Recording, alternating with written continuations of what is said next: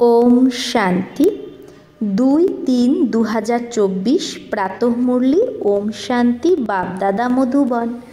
বাবা বলেছে, মিঠে বাচ্চে, এই নলেজ একদম শান্তির। এতে কিচ্ছু বলতে হবে না, শুধু শান্তির সাগর বাবাকে ইয়াদ করতে থাকো। তো বাবা কি বলল? এই নলেজ একদম শান্তির নলেজ, এতে কিচ্ছু বলার দরকার নেই, শুধু শান্তির সাগর বাবাকে ইয়াদ করতে থাকো। প্রশ্ন: উন্নতির আধার কি? বাবার শিক্ষাকে কখন ধারণ করতে পারবে? উত্তর: উন্নতির আধার হলো লাভ বা প্যার, ভালোবাসা। এক বাবার সাথে সত্যিকারের ভালোবাসা চাই। কাছে থেকেও যদি উন্নতি না হয়, তার মানে নিশ্চয়ই ভালোবাসার কমি আছে। যদি ভালোবাসা থাকে তাহলে তো বাবাকে ইয়াদ করবে। ইয়াদ করলে সব শিক্ষাকেও ধারণ করতে পারবে। মানে বাবাকে ইয়াদ করলে আমরা বাবার শিক্ষাও ধারণ করতে পারবো। উন্নতির জন্য নিজের সত্যিকারের চার্ট লেখো। বাবার কাছে কোনো কথা লুকিও না। আত্ম অভিমানী হয়ে নিজেকে শুধরাতে থাকো। ওম শান্তি। বাচ্চারা নিজেকে আত্মা ভেবে বসো আর বাবাকে ইয়াদ করো।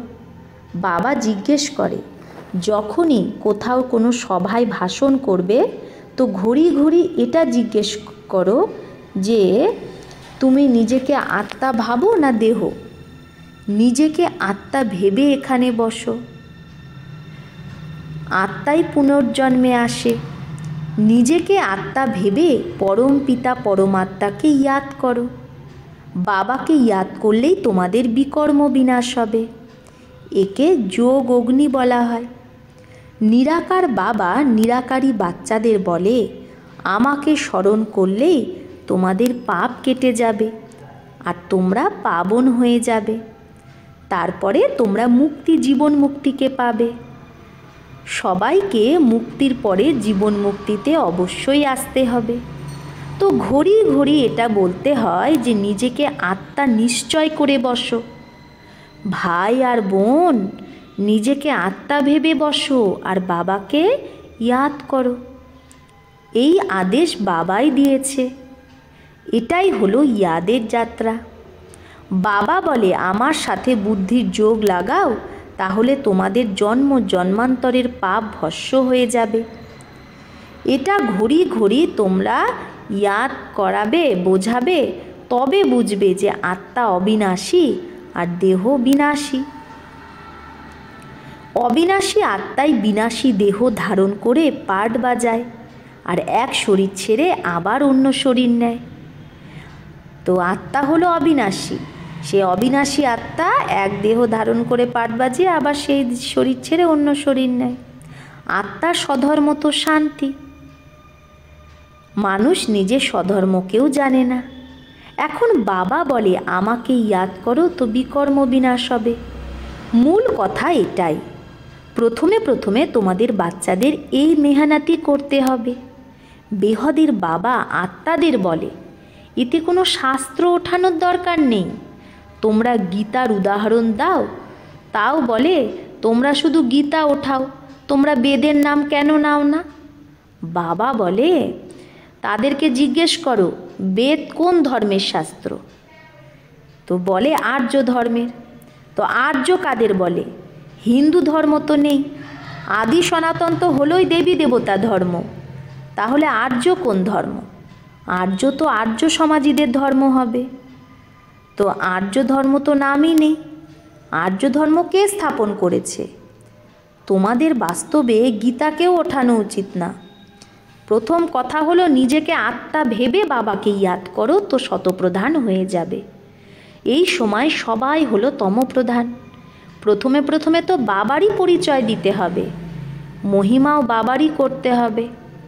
এটাও তোমরা সবাই বলতে পারো যে যখন তোমরা নিজে বাবাকে ইয়াদ করবে। তাই বাবা বলছে, যখন তুমি নিজে বাবাকে ইয়াদ করতে থাকবে তখনই তো তুমি এটা অন্যকে বলতে পারবে। এই কথা বাচ্চাদের মধ্যে কমজোরি আছে।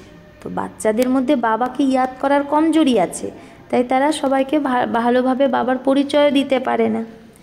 বাবা সদা বলে ইয়াদের যাত্রার চার্ট রাখো।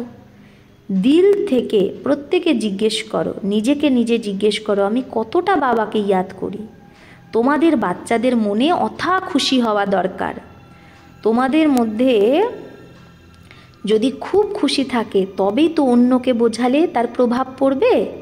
প্রথম মূল কথা এটাই বলো যে ভাই আর বোনেরা নিজেকে আত্মা ভাবো। এইরকম আর কোনো সৎসঙ্গে বলবে না। বাস্তবে সৎসঙ্গ তো কোনো নেই, সতের সঙ্গ তো একটাই, বাবার সঙ্গ, বাকি হলো কুসঙ্গ। এখানে এটা একদম নতুন কথা। বেদ দ্বারা কোনো ধর্ম তো স্থাপন হয়নি, তো আমরা বেদকে কেন ওঠাবো? কারো মধ্যে এই নলেজই নেই। নিজেরাই বলে নেতি নেতি, অর্থাৎ আমরা জানি না। তো নাস্তিক হলো না। এখন বাবা নিজে বলে আস্তিক হও, নিজেকে আত্মা ভাবো। এই কথা গীতাতেও কিছু আছে, বেদের মধ্যে নেই। বেদ উপনিষদ তো ঢের আছে। এখন সেটা কোন ধর্মের শাস্ত্র? বেদ উপনিষদ এগুলো কোন ধর্মের শাস্ত্র? মানুষ তো নিজের কথাই বলতে থাকে। তোমাদের কারো কথা শোনা উচিত নয়। বাবা তো সহজেই বোঝায়, নিজেকে আত্মা ভেবে বাবাকে ইয়াদ করো তো পাবন হয়ে যাবে। তাই ওয়ার্ল্ডের হিস্ট্রি জিওগ্রাফিকে জানতে হবে। তোমাদের এই ত্রিমূর্তি গোলা হলো মুখ্য, এতে সব ধর্ম চলে আসে। প্রথমে প্রথমে হলো দেবী দেবতা ধর্ম। বাবা বলেছে ত্রিমূর্তি গোলা বড় বড় বানিয়ে দিল্লির মুখ্য স্থানে, যেখানে খুব আসা যাওয়া হয় অনেকের, সেখানে লাগিয়ে দাও। টিন सीट पर हो। কোন সিটে? টিনের সিটে গোলা বানাও। সিঁড়িতে তো আর ধর্মে কা নেই আতা হে, সিঁড়িতেও অন্য ধর্মের কথা আসে না। মুখ্য হলো এই দুটো চিত্র, এর ওপরেই বোঝাতে হবে। প্রথমে হলো বাবার পরিচয়, বাবার থেকেই বর্ষা পাও। এই কথা নিশ্চয় করানো ছাড়া তোমাদের কুছ ভি কোই সমাজ নেই সকেগা। তাই বাবা বলছে বাবার পরিচয় না পেলে আর বাবার থেকেই যে বর্ষা পাচ্ছি এটা নিশ্চয় না হলে আর কিচ্ছু বুঝতে পারবে না। এক বাবাকেই যদি না বোঝে তো অন্য চিত্রের উপর বোঝানো ফালতু হয়ে যায়। আলফকে বোঝা ছাড়া কিচ্ছু বুঝবে না। আলফ মানে বাবা। বাবার পরিচয় ছাড়া আর কোনো কথা বলো না। বাবার থেকেই বেহদের বর্ষা পাওয়া যায়। বাবা খেয়াল করে। এই রকম সহজ কথা কেন বোঝে না? বাবারও মনে হয় এই এত সহজ কথা কেন বুঝতে পারে না। তোমাদের আত্মাদের বাবা হলো সেই শিব, তার থেকেই বর্ষা পাওয়া যায়।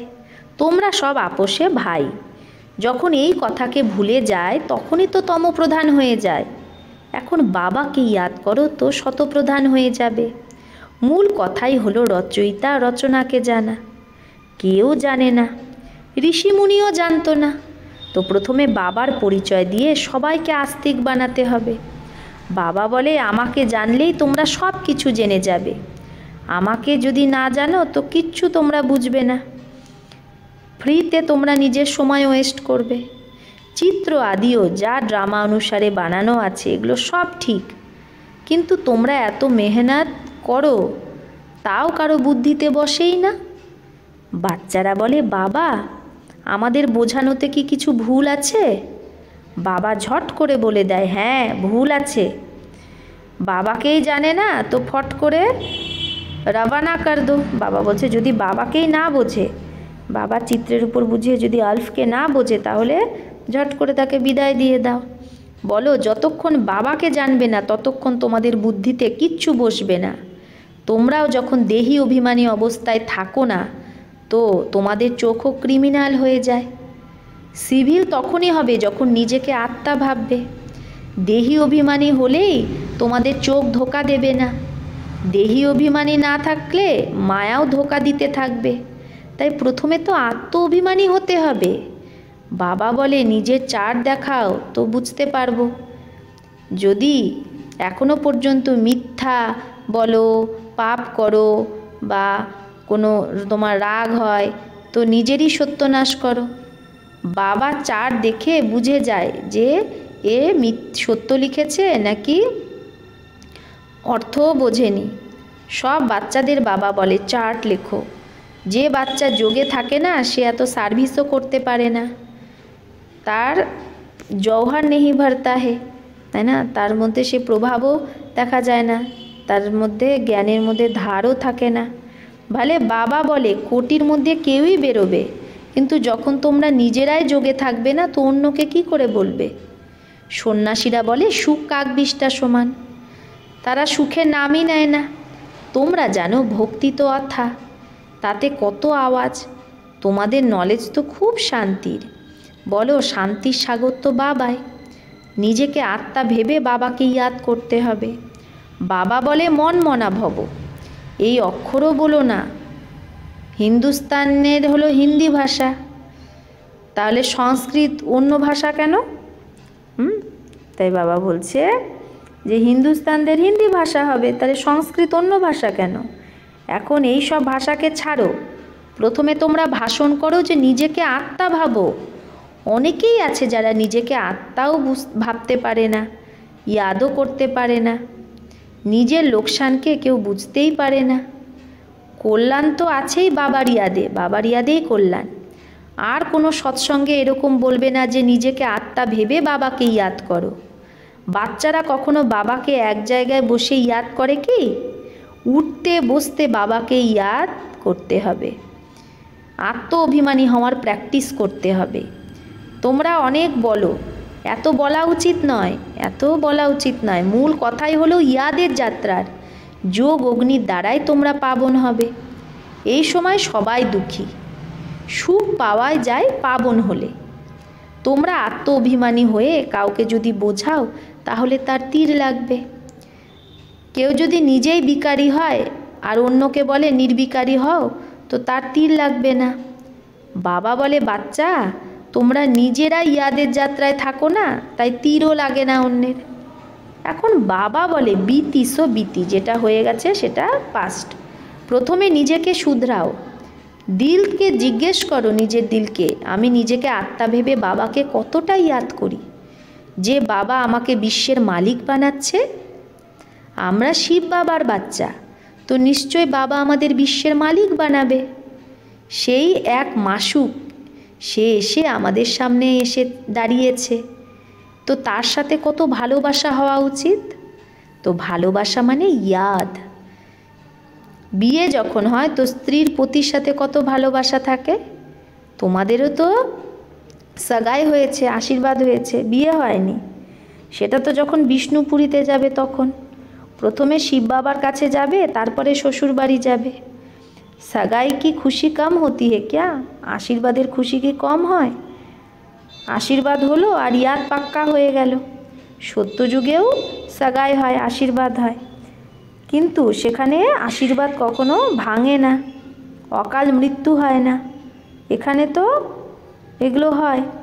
তোমাদের বাচ্চাদেরও গৃহস্থ ব্যবহারে থেকে পবিত্র হতে হবে। ভালে অনেকে একদম কাছে থাকে, মানে বাবার কাছেই থাকে, তাও উন্নতি হয় না। যে উস লব সে আতে হে, যে ওই ভালোবাসায় বাবার কাছে আসে, তার অনেক উন্নতি হয়। ইয়াদই নেই তো ভালোবাসাও থাকে না, তো বাবার শিক্ষাও ধারণ করতে পারে না। ভগবানুবাজ, তোমরা বাচ্চারা সবাইকে এই পরিচয় দাও যে কাম মহাশত্রু, যেটা আদি মধ্য অন্ত দুঃখ দেয়। তোমরা তো পবিত্র সত্যযুগের মালিক ছিলে, এখন তোমরা নিচে নেমে খারাপ হয়ে গেছো। এখন এই অন্তিম জন্ম তোমাদের, তোমরা এই অন্তিম জন্মে আবার পবিত্র হও। কাম চিতায় বসার হাতিয়ালা ক্যান্সেল করো।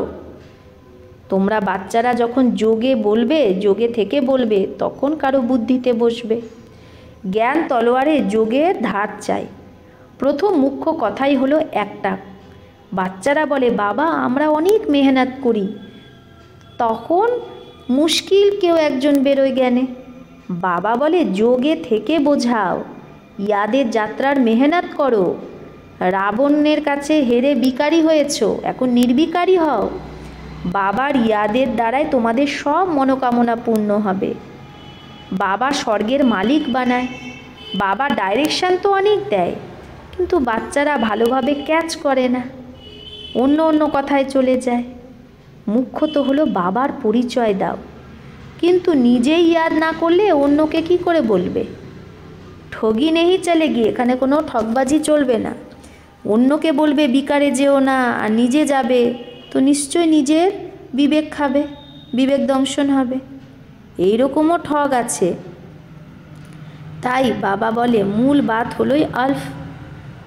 অল্প মানে বাবাকে জানলেই তোমরা সব কিছু জেনে যাবে, অল্পকে না জানলে তোমরা কিছুই বুঝতে পারবে না। अच्छा, मीठे मीठे सिकिलधे बच्चों प्रति माता पिता बाप दादा का याद प्यार और गुड मॉर्निंग। रूहानी बाप की रूहानी बच्चों को नमस्ते। हम रूहानी बच्चों की रूहानी माता पिता बाप दादा को याद प्यार गुड मॉर्निंग और नमस्ते नमस्ते नमस्ते। शुक्रिया बाबा, आपको लाख लाख शुक्रिया। धारणार जन्य मुख्य सार। एक, अंदरूनी बाप के याद की खुशी में रहकर फिर दूसरों को बाप का परिचय देना है। নিজের মধ্যে সে আন্তরিক বাবার ইয়াদের খুশিতে থেকে অন্যকে বাবার পরিচয় দিতে হবে, সবাইকে এক বাবার মহিমা শোনাতে হবে। 2, আত্ম অভিমানী হওয়ার খুব প্র্যাকটিস করতে হবে। বেশি কথা বলা উচিত নয়। বিতি করে যেটা পাস্ট হয়ে গেছে সেটা ফুল স্টপ লাগিয়ে প্রথমে নিজেকে শুধরাতে হবে। ইয়াদের যাত্রা সত্যিকারের চার্ট রাখতে হবে। বরদান, ব্রাহ্মণ জীবনে ভ্যারাইটি অনুভূতির দ্বারা রমণিকতার অনুভব যে করে সেই সম্পন্ন আত্মা ভব। তো ব্রাহ্মণ জীবনে ভ্যারাইটি অনুভূতি দ্বারা রমণিকতার অনুভব যে করে সেই সম্পন্ন আত্মা ভব। জীবনে প্রত্যেক মানুষ আত্মার পছন্দ ভ্যারাইটি। তো জীবনে প্রত্যেক মনুষ্য আত্মার কী পছন্দ? ভ্যারাইটি। তো সারা দিনে ভিন্ন ভিন্ন সম্বন্ধ, ভিন্ন ভিন্ন স্বরূপের ভ্যারাইটি অনুভব করো, তো খুব রমণীক জীবনের অনুভব করবে। ব্রাহ্মণ জীবন ভগবানের সাথে সর্বসম্বন্ধ অনুভব করার সম্পূর্ণ জীবন। তাই একটা সম্বন্ধেরও যেন কমি না থাকে। যদি কোনো ছোট বা হালকা আত্মার সম্বন্ধ মিক্স হয়ে যায় তো সর্বশব্দ সমাপ্ত হয়ে যায়। যদি আমরা কোনো আত্মার সাথে ছোট সম্বন্ধ করি যেটা বাবার সাথে করছি না, তাহলেও বাবার সাথে সর্বসম্বন্ধ হলো না, সর্ব কথাটা সমাপ্ত হয়ে যায়। যেখানে সর্ব আছে মানে সব কিছুর সম্বন্ধই বাবা, সেখানেই সম্পন্নতা আছে। তাই সর্ব সম্বন্ধে স্মৃতিস্বরূপ হও।